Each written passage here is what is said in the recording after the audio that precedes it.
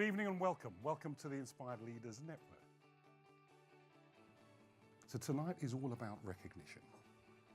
We want to talk to you about the power of recognition, but we're going to link that into engagement. When engagement works well, everything in the organisation seems to work well. When engagement isn't present, recognition becomes an issue and we miss all the opportunities. Now, I want to give a special warm welcome to our fantastic panel. Kate Bishop, come and join us, please. Give Kate a warm round of applause. Matt Norbury, come and join us, please. Thank you. Chris Brady, come and join us, please. And Dave McLeod, come and join us, please. When I say recognition, what does recognition mean to you? So to me, and having worked in large multinational organisations, predominantly global, recognition to me is about really understanding every person, or each person, I don't know, as an individual and what's important to them, and then doing your best as an organisation to meet those needs. When I looked at this problem, really, recognition, it was obvious that there was a big gap between the way employers connect with employees. So for me, it's about, recognition is about bridging that gap, and it's about, making, the employee feel like my employer really does care and really does appreciate me.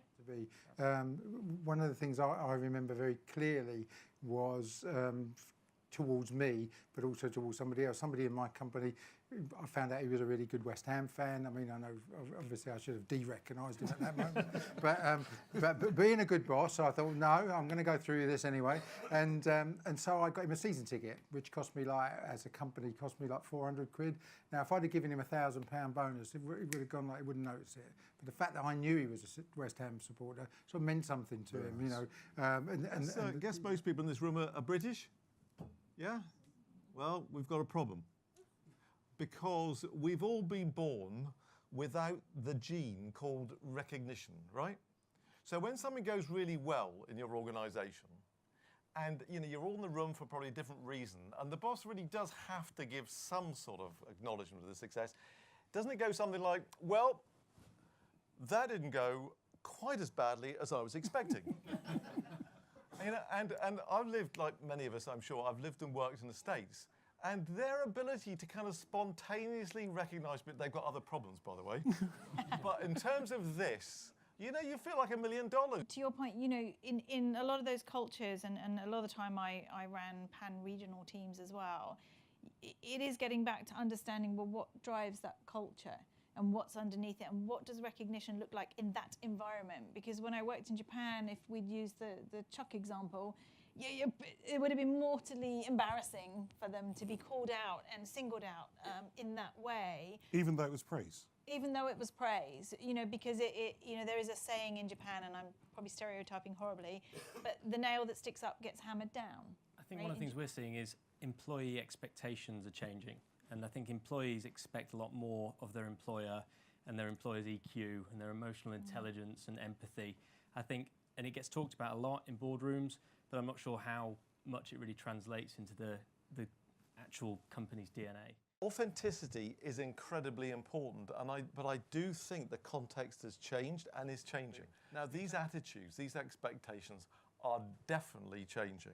That's why I think one of the reasons why people like working for companies such as yours, they feel far more involved, they feel more ownership, they feel much more integral to it. And the old kind of, jump how high, jump, it's why now. And I think it's even the armed forces is changing. So I think the context is changing. Therefore, this topic is getting more important. Model, lead it, to institutionalise it, if you like. So again, to your point, if you say, right, you must send 3 thank you cards a week, that's just not going to work. But if you have a leader who genuinely behaves in that way, then others will copy them. I think the mindset shift that we're seeing, and I think that needs to continue, is that employers view their employees actually that their lives outside work are just as important, if not more important, than their lives inside work, and that they've got families and they've got all these other things going on which are crucial. And it's not about the short-term results of my business. I've got to take a longer-term view and go, well, if I value this person, really treat them well, yes, they're going to leave, because everyone will move around. Leave, yes. But when they leave, they'll talk really positively about the time they had at that employer. I mean, isn't that extraordinary? That we've got a plant here and we've got a human. human being there, and we view it in the same kind of light. So to make this work, we've got to recognise, as we've all been saying in different ways, we've got to recognise the individual. We've got to recognise the effort. People are recognised for what they do, and it's got. I think where you have good leaders, it's easy to call dysfunctional behaviour out in many ways. Sometimes you have the challenge where the leader is the one with the dysfunctional behaviour. So just before, we got a little bit of recognition. Just a little bit of recognition. One of our valued members is 70 years and 10 this week. Whoa. So would you join me in recognising our very good friend John Battersby? And thank you very much. Thank you very much. Please, well done, sir. Hey, so look, this is your time now. We've got our panel here. Questions. I just had one question around the Pearson sort of empire. You said you've gone through many years of very difficult times, potentially very inspiring vision for the company, but cut after cut after cut, sale after sale.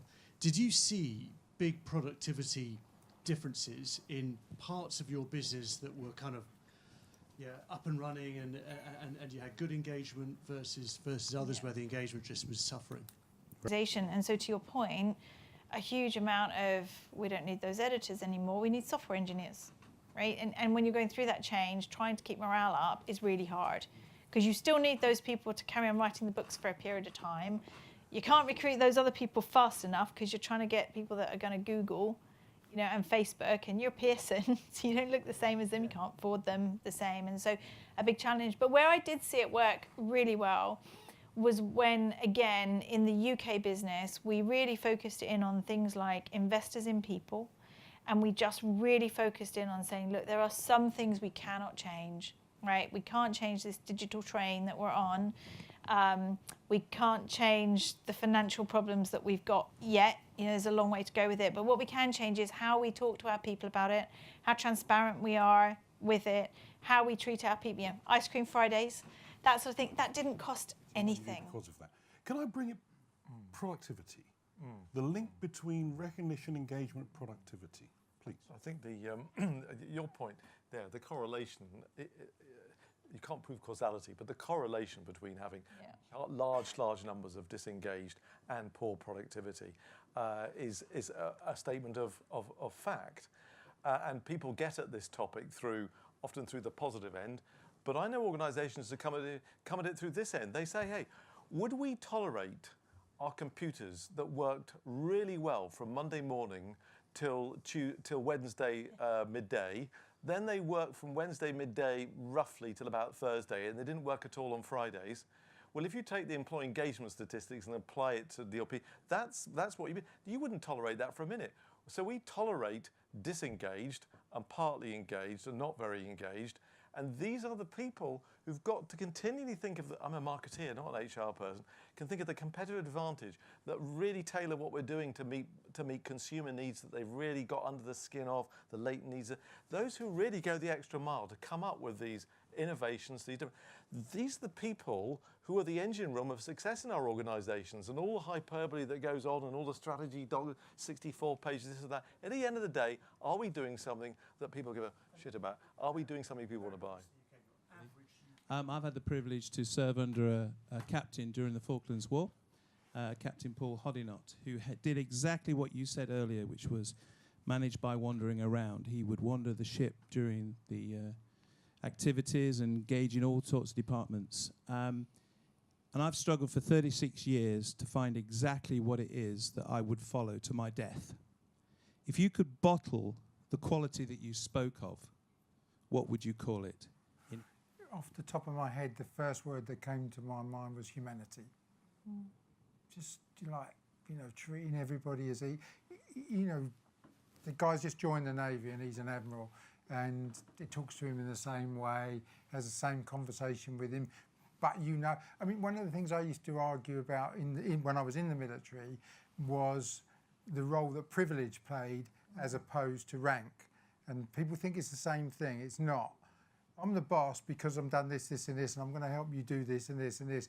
But why am I eating in a different place to you? Why am I showering in a different place to you? And all of those things. So I think that was one of the things that really was a bugbear for me. And the very first, I didn't join the Navy till I was in my early 30s, and so I'd been around, done work. I've been working for 16 years, and I came in, and the first job I had, I used to work out every lunchtime with the PT staff and that. And the captain called me to one side and said, "We don't see you in the wardroom very much. This is a place where lunch and all that's served."